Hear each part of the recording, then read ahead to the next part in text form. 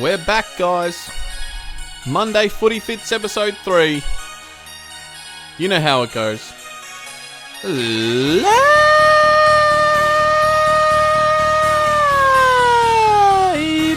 and gentlemen,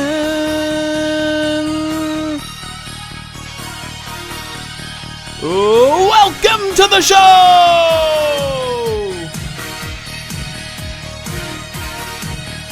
I am your host, Andrew Illy, and this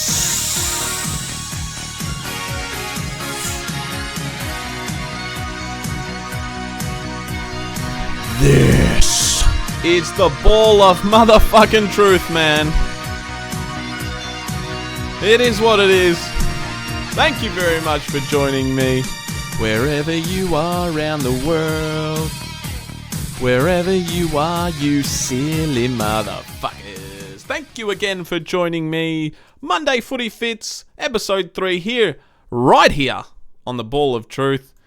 And man, what an interesting weekend of footy that was.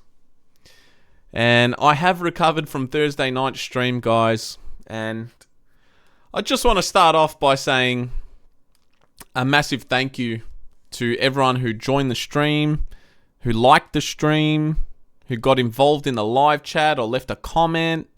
The engagement was terrific, man. And welcome to all you new subscribers too.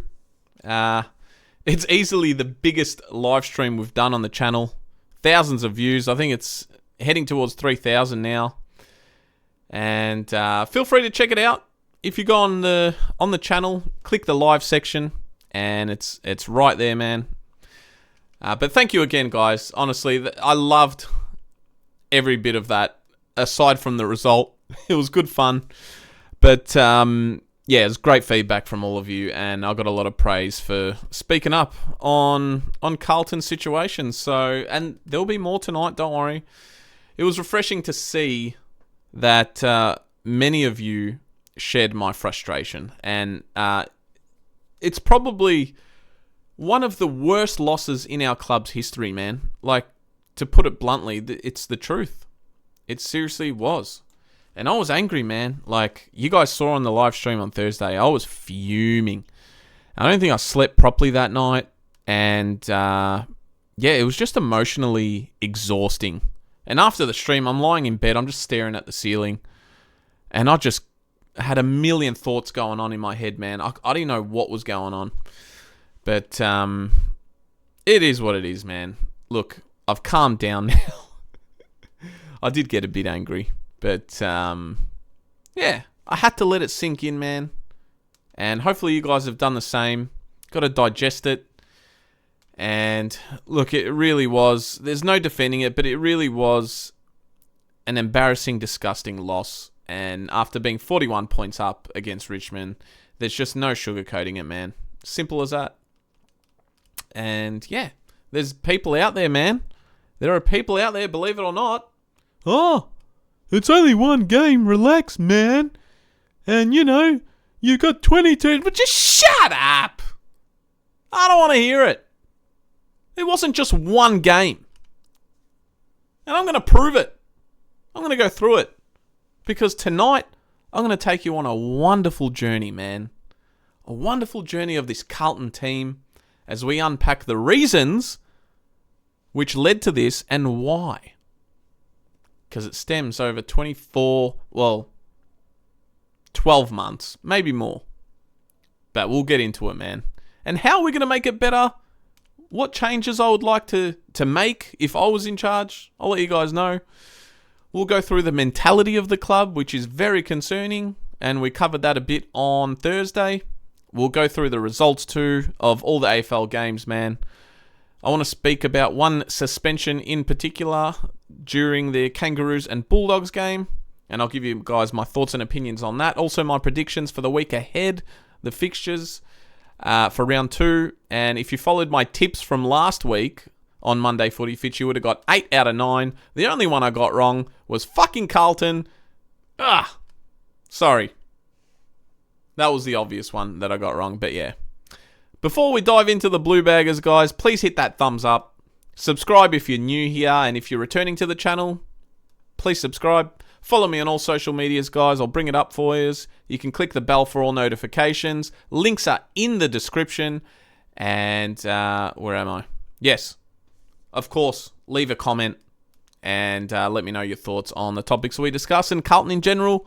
And I'll get back to you guys as long as it's within reason and respectful, like I did on the last stream. And everyone was awesome. Well done, guys. So, let's start with the Blues. Everything I said on the review after the game on the live stream, I meant it, man. And it's nothing personal to the individual players that are called out. It's just as passionate when we win, trust me. I'm exactly the same when we win. I praise these players no matter what. And I'm sure all these guys are good human beings, you know. I'm just giving my opinion and that's it. It's on the performance only. It's not personal. And it comes from a good place because I fucking care about this club, man. I want what's best for Carlton. And I've followed them all my life. I was born in Carlton. I bleed navy blue and I wear my heart on my sleeve, man. And if I see shithousery footy, I'm going to call it out. Just as much as if I see good footy, I'll praise it. You guys know me. I'm not going to bullshit any of you. And I'm not going to be that kiss-ass podcaster. Yes, man. That ain't me.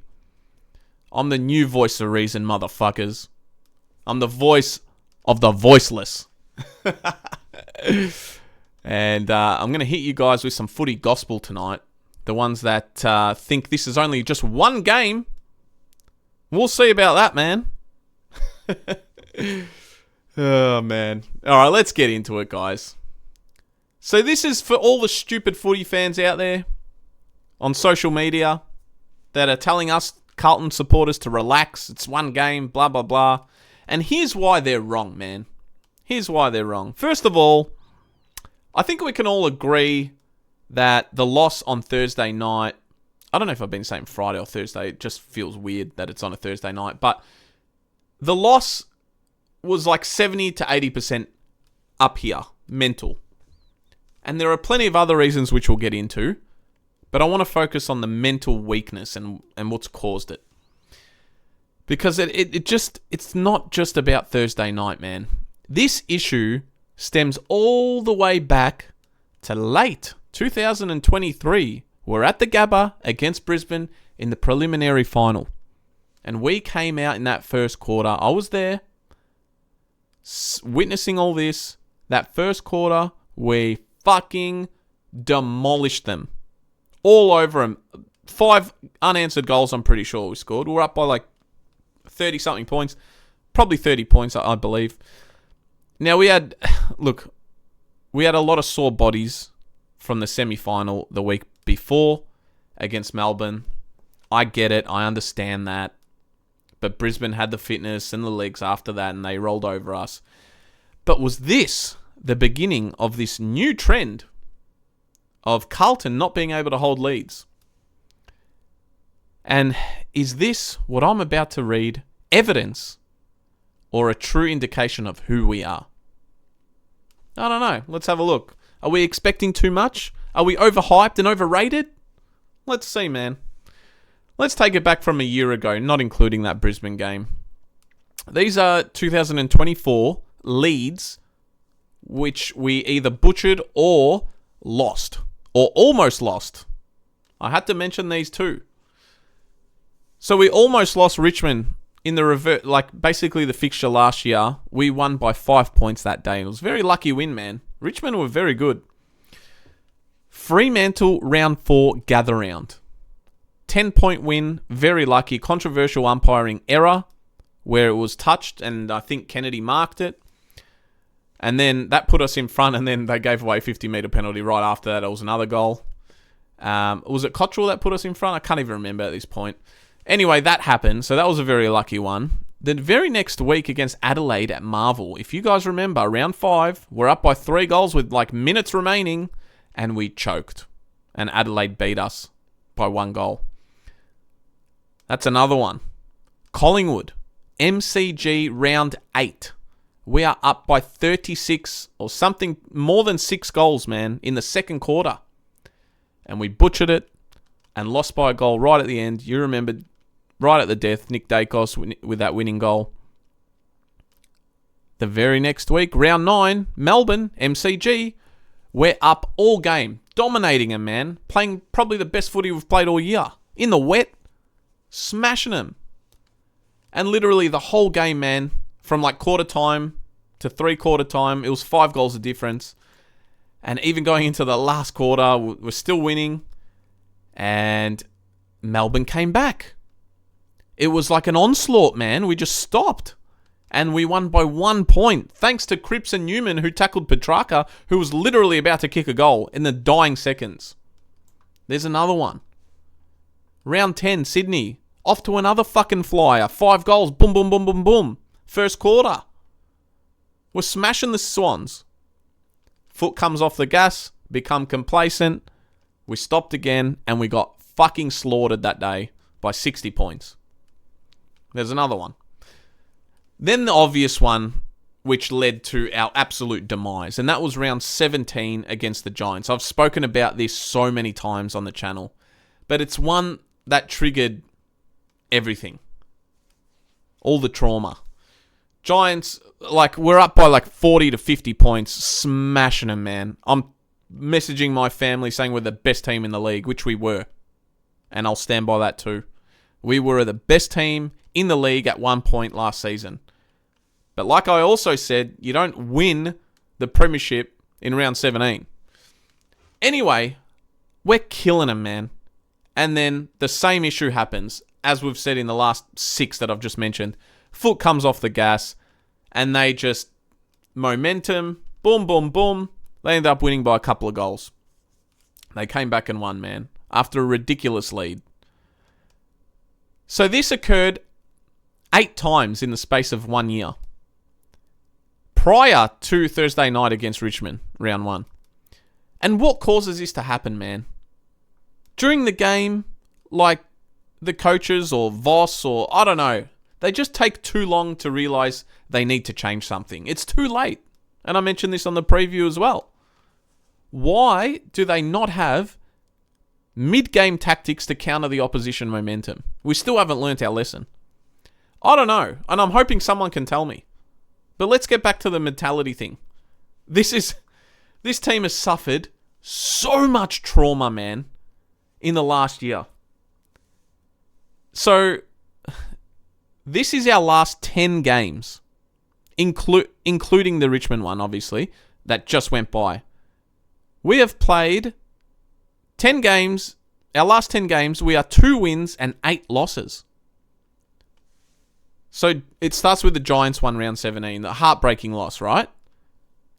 Bulldogs, if you guys remember, another heartbreaking close loss the week after. Then we beat North, fair enough. We expect that. We have to have that expectation we can beat the bottom sides. I mean, it didn't work fucking last week, but Port Adelaide, another heartbreaking loss. Then the week after, Hawks, 74-point loss. We got absolutely just destroyed. Eagles, the week after, we expected to win that. Well, actually, we didn't, and we won that. Fair enough. And then the last round before the finals, we needed to win this to make finals. And just so happened that Fremantle lost and we scraped in. But the St Kilda game, another heartbreaking loss, man. There's so much emotion that goes into all these games, man. And then the Brisbane game, after the St Kilda one, the elimination final, we find ourselves down 60-0. And I harp on about it because I think that's a massive, massive issue, man. And all this stuff, all of what I've just mentioned in the last year, even in the last 10 games, that contributed to Thursday night against Richmond. So you can't tell me, you motherfuckers on social media and commenting and tweeting, you can't tell me it's one fucking game. It's not. And why is this happening? We clearly put ourselves in a position to win and we just can't get the job done. I don't know. I don't know what the answer is. Or what the real... I don't know, man. I've got my theories on it. and aside from the obvious like mental meltdowns that occur, I have to ask the question to the coaches, why are there no changes to their system when this is going on? Why is there no plan B? What is our plan C? I mean, these are the things that they need to figure out. Why don't they change the tactics in the middle of the game? They have to take accountability, and the coaches I'm talking about now, for the past 12 months, everything I just mentioned. Because it's just a vicious cycle of the same fucking issues, man. Now, another reason we lost the game on Thursday was due to our forwards, our forward line, hardly having an impact. They couldn't get going, man. And I couldn't get through everyone on Thursday night, so I'll just mention a few things here. Emotions were high, a million thoughts in my head. Like, I was just on the fly, man. There was so much going on. Jesse Motlop, I did mention, he did nothing. 0 goals, 2 behinds. Just often bad positioning, flat-footed, and especially off marking contests when Harry's got freaking 3 people on him and he brings it to ground. Where is he? He's just standing there. Not enough pressure. Not enough tackling, lack of awareness of where the ball is going to drop. That was a big one. Because he just wasn't set up positionally, man. Like, Richmond had everything going for him when those balls would drop to ground. We were nowhere to be seen. Francis Evans, another one, hardly had an impact, scored a goal, whatever. But similar to Motlop, man, same issues. Kemp battled, and he kicked a goal and missed a couple. 0 tackles, though. 0 tackles from Kemp. And he's usually pretty good with his pressure. Fogarty didn't look close to a goal threat. 12 touches. Didn't impact the game at all. And same as Jesse, just flat-footed. Expecting things to happen and reacting too slow. Zach Williams, who had a great opening quarter. Then nothing. I don't know. He was on the bench for a while. I don't know what was going on there. That was disappointing. Same with Cottrell as well. Similar stuff. And he should have passed late on in that game. I don't know if you guys remember when he went for the banana check side. Like, come on, man. There's 3 teammates that were open. Literally by themselves in the middle of nowhere. 20 out, 30 out. There was one 15 meters out. I mean, they were so open. Come on, man. More open than a Luna Park entrance. Jesus Christ. Harry Mackay. He gave up way too easily in marking contests, man. Like, just got out-muscled. And it just, like, you could see as the ball's travelling in, he's just like, yeah, nah, I'm not going to get this. Man, there's things you can do. Even if you know that you're not going to mark it, man. Just put your body there. If you give a free kick away, whatever, man. At least you're freaking competing. Let them know that you're there. You're freaking 7 foot tall, man. Jesus Christ. I only scored the 1 goal, missed some bad ones, just no good. People think I was harsh on TDK. I just don't think he had a good game by his standards. Because I know Toby Nankervis is a monster, man. Stats-wise, Supercoach points-wise, TDK was a beast. But I just don't think he impacted the game. I can't remember any big moments where I'm like, oh, wow. And I know he gets his clearances and he wins free kicks, and I just need more, man. And I'm telling you, that contract stuff is weighing on his mind. I could see it. I was watching. It was the things that were happening off the ball which I noticed. And that's why I had a go at him. It needs to be sorted ASAP, that contract thing. Because I love him. I love TDK, man. And I think he's literally up there, top 3 ruckmans in the league. Seriously, like, just sign him up. Or get it sorted out. I want him focused, man. Because that shit is a massive distraction. It is. And I want him playing his best footy. Nick Haynes. I mentioned it on Thursday, but he's got to be dropped. If our club has any fucking cojones, some balls, they would do this. But this club is so fucking soft and they're scared to upset the players. They won't do it, man. If I'm coach, I'm setting the example. I'm saying, Haynes, you had a shocker. Go in the VFL, get some confidence, and then come back in. But instead, they're probably blowing smoke up their ass. Oh, yeah, good job, man. Unlucky. Yeah. Shut up. It was awful, man. Give him a game in the VFL, get his confidence back, and see how he goes. Because, I mean, am I on an island alone saying that, like, Lewis Young may have done better than that? Seriously, man. Come on. Forwards weren't the only issue. Midfield, they lack speed. Our entries were just horrendous, man. And everyone knows this. And I talked about it on Thursday night. Go back and watch it. The long balls, man. The predictable, long bullshit, long kicks. 65 inside 50s to 40.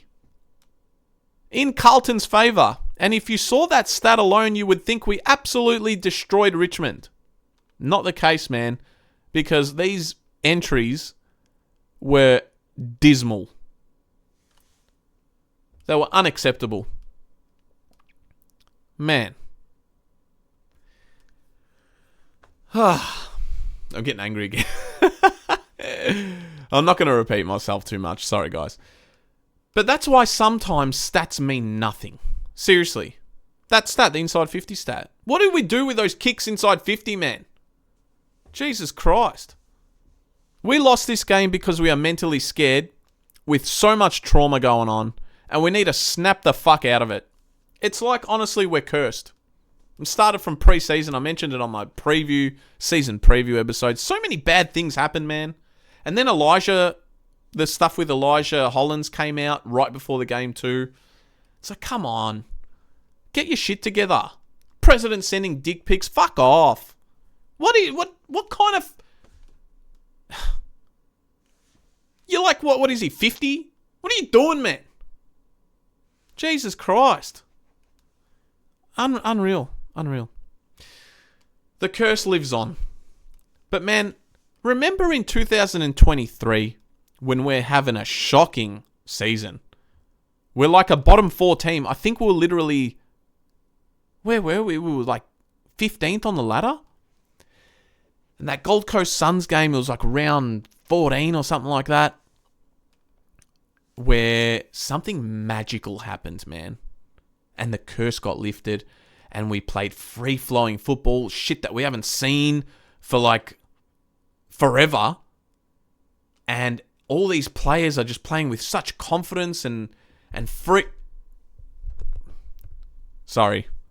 confidence and freedom. It's like, where was all this? How is this happening? And that's what we need to happen now. Seriously, we need another, like, priest to come in and unravel this freaking curse that's on us. And we absolutely pounded the Suns that day, and that led us to go on and win 9 games in a row. 9-game winning streak. We made the preliminary final. We need that confidence back. And you know why we were so successful that year? It's because we showed no fear. We didn't give a fuck. And we hunted teams. We were the hunter. And now we've become the hunted. And we've just been exposed, man. And we're on the run. Chasing our tails. Was Thursday night the tipping point for everything that we just mentioned to change? Has it just built up so much freaking trauma that we're like, fuck this, and we come out against Hawthorn and we pull a Gold Coast Suns from 2023? I would love to see it, man. But I don't see that happening. If we truly are a good side, because I don't know right now, especially after what I witnessed on Thursday night, then I want to see a response against Hawthorn on Thursday. For me, honestly, it feels like this is the biggest game in the Voss era, and probably the biggest game for Carlton as a... I've done it again. The biggest...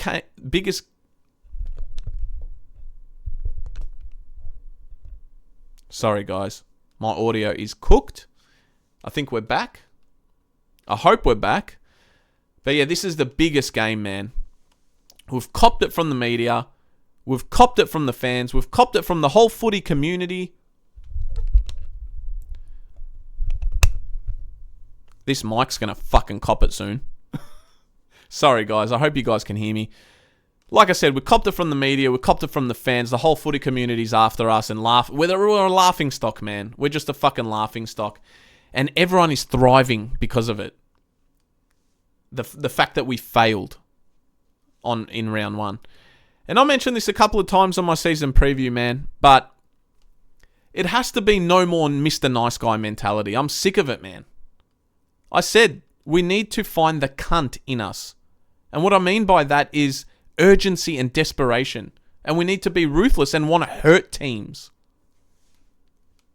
Anyway, it brings me to an interesting conversation I had with a close family member of mine about Patrick Cripps. And I asked, if you were coach, what would you change? And he mentioned something very, very interesting, man. He goes, he would take the captaincy off Patrick Cripps and put it on Jacob Wiedering. And I thought about that and I'm like, geez, that sounds all right. Because Cripps, it's got nothing to do with him and his ability and culture and morale that he's built and just being a great mentor to these players. But Jacob has the voice. And he's not afraid to get stuck into his teammates. And I love that. You see it in training. You've seen it on match day when he's mic'd up for Channel 7 and Fox and all that shit. He's not afraid to let them know that they fucked up and put them in line. And we need someone like that on game day.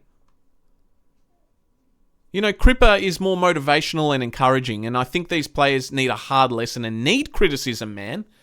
You know? Constructive feedback. And this should start from Voss too, who I think doesn't do enough of this. I don't know what goes on behind closed doors, man. But this is our captain. This is our captain's mentor in Michael Voss, who's going to follow that persona and characteristic. So, I don't know, man. I just want to see toughness, mental toughness inserted into this team and implemented on game day. Anyways, let me know what you think about that. I thought that was very, very interesting. A nice take. And like I said, it's got nothing to do with Cripps. Cripps is a fucking megastar, man. And that brings me to the point, like, we've got a Brownlow medalist, 2 Coleman medalists, all Australians in this side, and just we are where we are. It's baffling, man. I believe that the higher-ups in this club are just as responsible as the team. And it just feels like they're all corporate suits that have no idea about footy, man. And I don't know. I just don't think they know what it takes because they've never played the game. Apart from Diesel Williams, Greg Williams, who was a superstar. But I don't know, man. They don't have the balls to make decisions. And I feel like over the years, they don't know what the right decision even is. And they base it on money and not football. So we're being exposed right now, man. It's embarrassing. All eyes will be on us on Thursday night. Let's see if this team has learned something about pressure, man, because there's a lot of pressure going into this game. This is, I'm telling you guys, this is the biggest game in our club's history. That's what it feels like. And if I'm a player, that's the fucking mentality I've got going into this game. 100%. Embrace it and make a statement, man. Let's go. Let's see what happens. That's all I have to say about Carlton, man. We'll save it more for the preview on Wednesday night. The team selections, I'll be going live, so stay tuned for that one. Pop that in your calendars. And I expect a lot of changes, man. We already know Charlie's back, which is great. Can't wait for him. But, yeah, we'll cover that more on Wednesday, man. Let's go to the results of round 1. Let's just quickly cover this. Obviously, we're not going to speak about that first one ever again. Hawthorn 111 to Essendon 85. They're our opponent on Thursday night. They looked good, man. They're looking very good the last 2 games. And I had them in my predictions to finish in the top 4. So this is going to be a massive test for us. And let's see what the response is like. Cats absolutely smashed Freo Dockers at home. Man, that was crazy. Dockers kind of got it back with that debutant scoring 4 goals in like 4 minutes. That was incredible stuff. The Lions, in a great game, a close one in the grand final rematch. They beat Sydney, and I did predict that one too. Bulldogs beat North Melbourne. North did okay, but they're not there yet. Collingwood, great response by them. They smashed Port Adelaide. Oh my God, embarrassing. It kind of made me feel better about Carlton. And same with St Kilda, they were embarrassing too. Adelaide smashed them to bits. And they looked pretty good too, so they're one to look out for. This game was sick yesterday. Melbourne versus Giants. Giants pipped them right at the end with a clutch goal. Fantastic scenes there. And Suns embarrassed the Eagles again. Eagles no good. There you go for the results, man. Predictions for, let's see, the games this week. I'm not going to predict Thursday night yet. I'll wait for Wednesday. So let's go to Friday night, Bulldogs and Collingwood. I'm going to go Collingwood. And I'm going to say by a few goals there. Essendon at the MCG at home to Adelaide. That's tough, man. Adelaide are coming off a very good win. I don't know. Man, I think I'm going to go Adelaide here. That's a very tough one because Essendon weren't too bad against the Hawks. But and they'll want to bounce back. I don't know. I'm just going to go Adelaide because they were very convincing against the Saints. They built some good chemistry there. Port Adelaide against Richmond. Fuck. Port need a response. Man, they got... aside from us, they were second worst embarrassed, I reckon. That's going to be interesting. Richmond are a sniff there, honestly, after that performance by Port. I'm going to go Port at home, though. St Kilda and Geelong. Geelong, for me, they were impressive. That's at Marvel. Brisbane will smash West Coast on Sunday. Melbourne should beat North Melbourne at Marvel. And Freo versus Sydney is the last game. And, man, I'm going to go Sydney because Freo were embarrassing too. A lot of weird results, man. I hope it's just a one-off thing, but there's no way. Carlton Thursday against the Hawks. I'll be going live for the review, but we'll cover it more on Wednesday for the preview and team selections. Man, there was a few suspensions this week, and like the Scrimshaw on Ridley, and there was Lynch on TDK, McInerney on Starcevic. But the one I wanted to talk about was Jackson Archer on Luke Cleary. Man, it feels like the AFL and the media are so quick to jump on this one and make it a big thing. And they're automatically, this is terrible. 3-week minimum for Jackson Archer. But, man, I watched this live, and it was a disgustingly scary hit, man. For both people, honestly. But these guys, they slow things down. I don't know what the tribunal's going to do. I think it's going on right now as I speak. They slow things down, and it doesn't give a true indication of what happened. It doesn't justify the actions or anything like that. It's just, it pisses me off, man. Because for me, watching it in real time, it was a complete accident. And I don't think Jackson Archer should get suspended at all.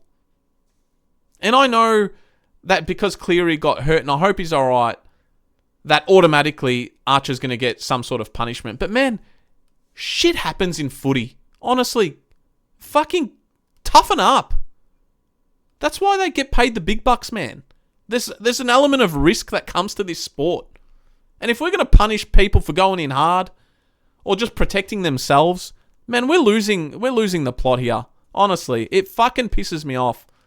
I hate the AFL system when it comes to this. They've just gotten worse and worse and worse. And I'd love to see Archer get off. But that's just me, man. Because when you see it in real time, Cleary's gone to ground because he's about to get tackled. And even though Archer's running towards a contest, man, there is absolutely no way and no time for him to react. And it's unfortunate. He didn't mean it. And that should be on his case. He did not mean to hurt the guy. It's just good hard footy and players going at it, man. That's all I have to say about that. But guys, follow me on all social medias. Hit that like button. Subscribe. Wednesday, live. Preview. Team selections. Book it in. And then we'll do the review Thursday night. I will be at the game, so I don't know when I'm going to stream. If I've left at halftime, it means we're down by like 100 points. I'm hoping to stay to the end, and I hope we bounce back. I just want to see a response at this point, but we'll go through it on Wednesday night, guys. Thank you so much for joining me. Leave a comment. Tell me what you guys think. Give me your thoughts and opinions. This is Monday Footy Fits, episode 3. Thank you, guys. I love you all, and I'll see you Wednesday night. Adios. Goodbye. And remember, subscribe, man.